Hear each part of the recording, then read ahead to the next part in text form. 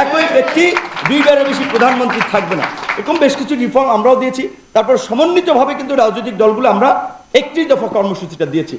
এখন এই যে বেকারত্ব এবং কর্মসংস্থানের ক্ষেত্রে আমাদের অনেক দিনের যে কনসার্ন, যে আমাদের শিক্ষা ব্যবস্থা বেকার উৎপাদনের কারখানা, গিনিপিগের মতো কয়েক বছর পর পর এক একটা পাঠ্যক্রম আপনার প্রয়োগ করে দেখানো হয় যেটা হচ্ছে কি হচ্ছে না।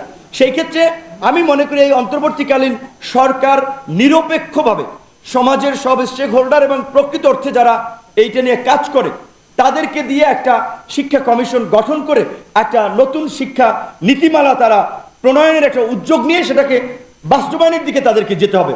পাঠ্যপুস্তক নতুন পাঠ্যক্রম সাজাতে হবে, কারণ এরা তো চেতনার ট্যাবলেট গিলাইছে পাঠ্যপুস্তকে। কাজে এটাকে ইতিহাসকে যেভাবে বিকৃত করেছে একটা নির্মোহ ইতিহাস রচনা করতে হবে, সেজন্য পাঠ্যক্রম আবার এটা পুনর্বিন্যাস প্রয়োজন আছে।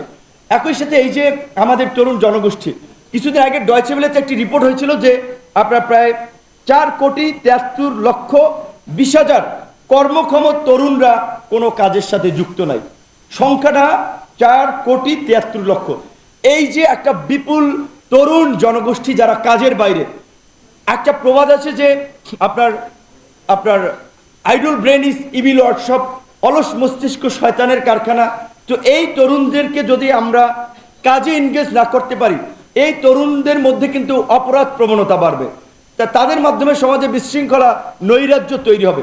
কারণ আমরা একেবারে যদি রাতারাতি ছাত্র যুবক তরুণদের যে আনকন্ডিশনাল স্যাক্রিফাইস আমরা দেখেছি, আমরা একেবারেই সবাই চারিত্রিকভাবে অনেস্ট হয়ে গেছি, আইডিওলজি মানে আইডিয়াল হয়ে গেছি, এইটি কিন্তু না। দীর্ঘদিনের যে পচা সমাজ ব্যবস্থায় আদর্শিকভাবে আমরা প্রজন্মকে গড়ে তুলতে পারি নাই। সুতরাং সেই ক্ষেত্রে কর্মসংস্থান এই বেকার তরুণদের এই মুহূর্তে খুবই একটা গুরুত্বপূর্ণ ইস্যু বলে আমি মনে করি। কিন্তু বাস্তবতা হচ্ছে আবার দেশের যে ভালনারেবল ইকোনমি, নতুন কর্মসংস্থান সৃষ্টি করা খুব ডিফিকাল্ট।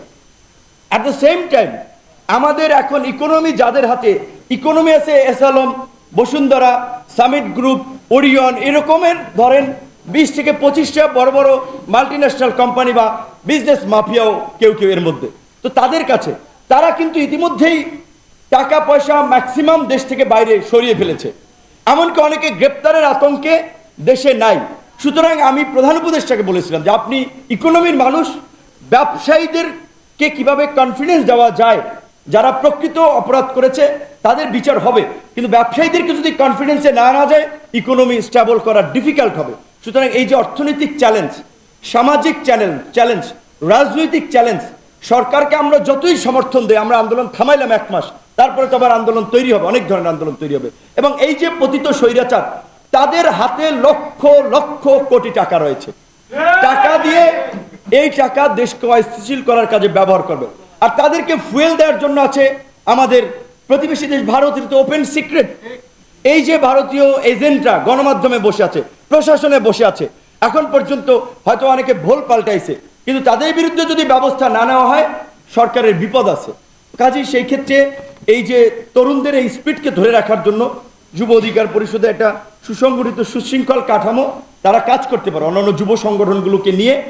এবং আমাদের এখানে একটা বিষয় অবশ্যই মনে রাখতে হবে, যারা গত 15 বছরে এই সরকারের হালুয়া রুটির ভাগ পেয়েছে, বেনিফিশিয়ারি ছিল, তারা অনেকে কিন্তু এখন ভোল পাল্টাইয়া বিপ্লবী হয়েছে।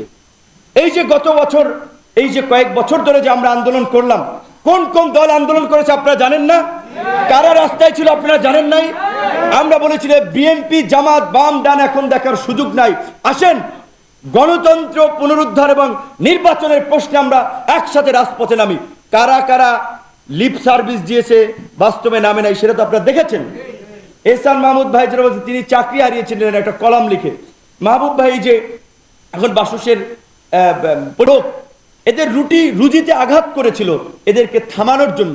তাহলে এইরকম ভাবে যারা লড়াই সংগ্রাম করেছে তাদেরকে অবশ্যই সরকার, পরবর্তী সরকারকেও মূল্যায়ন করতে হবে, তাদের শ্রমের ত্যাগের মূল্যায়ন করতে হবে, সম্মান দিতে হবে।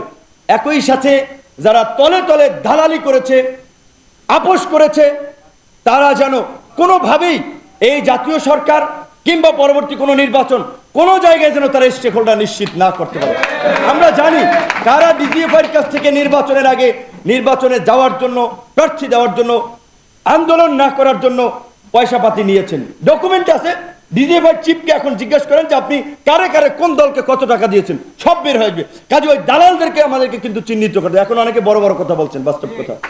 তো আজকে যেহেতু যুব অধিকার পরিষদের প্রতিষ্ঠাবার্ষিকী থেকে আলোচনা একটু লং হয়ে গেছে, আমি সর্বশেষ একটা কথা বলবো যে আমাদের এখানে যে ছাত্র যুবক ভাইটি মুজাহিদ, তার গুলিবিদ্ধ হয়েছিল, তার চিকিৎসা দেওয়াটা একটা সংকট ছিল আমাদের জন্য, যে কলিজার এখানে গুলি লেগেছিল। তার চিকিৎসা সম্পূর্ণ কোঅর্ডিনেট করেছিল বিএনপির স্বাস্থ্য বিষয়ক সম্পাদক, বিএসএমইউর অনেকদিন ধরে পদ বঞ্চিত ডাক্তার রফিক ভাই, এবং উনি মিনিমাম আমাদের রেফারেন্সে, আমি নাহিদ, আসিফ, ওই ঢাকা সাকাফি যারাই আন্দোলন ছিল সবাইকে ফরহাদ আলিম ডোনার ভাই, খালেদা জিয়ার উপদেষ্টা এবং রফিক ভাই নাম্বার দিয়েছিলাম, কারণ মেডিকেল সাপোর্টটা ওনারা আমাদেরকে দিয়েছিল। তো এই যে ছাত্রদেরকে আমাদের যদি মেডিকেল সামলানো লাগতো, কয়েক কোটি টাকা লাগতো, এই টাকা আমরা কোথা থেকে দিতাম? তো এই যে আন্দোলনের কথা আমরা এই জন্য বলছি যে এই আন্দোলনে বিভিন্ন শ্রেণী পেশার মানুষের যে কত কন্ট্রিবিউশন, সে একজন ডাক্তার হয়ে শুধুমাত্র চিকিৎসা দেওয়ার কারণে এই লোকটাকে গ্রেপ্তার করে আমাদের সাথে রিমান্ডে নিয়ে গেছিল, রিমান্ডে ঝুলাইছে। এই ধরনের মানুষদেরকে এখন যদি আমি দেখতে পাচ্ছি আর স্বাস্থ্য ব্যবস্থায় যে এখন পর্যন্ত আহতদের একটা তালিকা হয় নাই, নিহতদের একটা তালিকা হয় নাই, স্বাস্থ্য ব্যবস্থায় ডিজি হিসেবে অ্যাপয়েন্টেড করেছে এই সরকারের একজন বেনিফিশিয়ারি, তার বিরুদ্ধে ডাক্তাররা আন্দোলন করেছে, এখন পর্যন্ত তাকে সরানো হয় নাই। তো এই ফ্যাসিবাদের দোসররা যদি উপদেষ্টাদের চারপাশে থাকে, মিনিস্ট্রিতে গুরুত্বপূর্ণ পদ দখল করে থাকে, তাহলে তো সরকার ডুবানোর জন্য এরাই যথেষ্ট। তো আশা করি উপদেষ্টা মহোদয়গণ তারা বাস্তবতা বুঝে প্রকৃত স্টেক হোল্ডারদের সাথে আলাপ আলোচনা করে কাঙ্ক্ষিত বাংলাদেশ বিনির্মাণে এগিয়ে যাবেন। আমরা সব ধরনের সহযোগিতা তাদেরকে করতে চাই, তার জন্য যত সময় লাগে। ধন্যবাদ।